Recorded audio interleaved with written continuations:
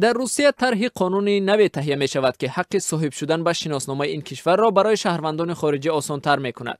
مؤلفان طرح میگویند این قانون با پیشنهاد پرزیدنت ولادیمیر پوتین تهیه شده در مقایسه با قانون عمل کننده شرط و شرایط آسان‌تر را پیش بینی می‌کند. در صورت قبول شدن قانون احتمال مهاجران زیادی تاجیک که روسیه برایشان مکان اصلی کار و درآمد شده است از این امکانیت استفاده کنند، ولی برای کشورهای ارسال کننده نیروی کاری این قانون میتواند پیامدهای سخت به دنبال داشته باشد.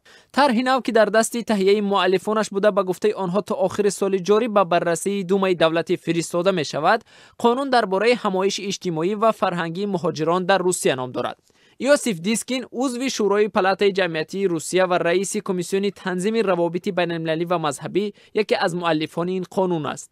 او روز 12 اکتبر در صحبت اختصاصی با رادیو آزادی گفت این قانون به دو طایفه شهروندان خارجی، ختم کرده های دانشگاه‌های روسیه و هم آنها تعلق دارد که با اهل خانواده‌شان به روسیه آمده زندگی می‌کنند. وی گفت تحصیل کودکان خانواده در مکتب‌های روسیه، بلد بودن حداقل 1000 کلمه روسی از جانب زن و شوهر، رفتن به مؤسسه‌های فرهنگی مثل تئاتر و کینو و شرکت کودکان در محفل و کلوب‌های اسپورتی، دانستن رسم و آیین و جشن‌های ملی روسیه می‌تواند دلیل همایش یافتن عائله به جامعه روسیه شناخته شود.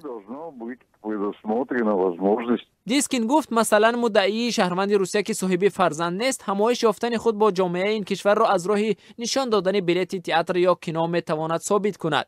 در صورت پورا ثابت شدن این همه طلبات از جانب یک شهروند خارجی به گفته یوسف دیسکین مرحله دریافت حقی شهروندی میتواند در 6 ماه انجام یابد.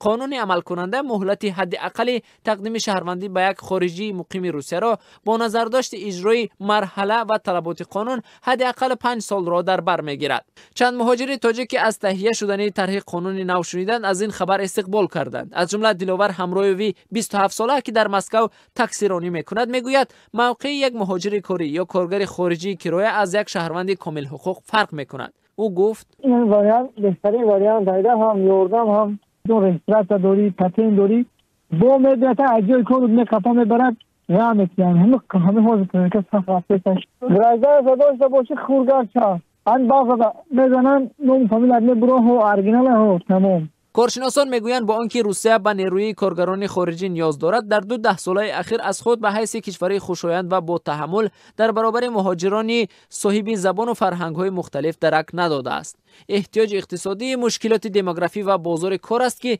ضرورت جلب نیروی کاری ایلوبگی را از خارج تقاضا می‌کند.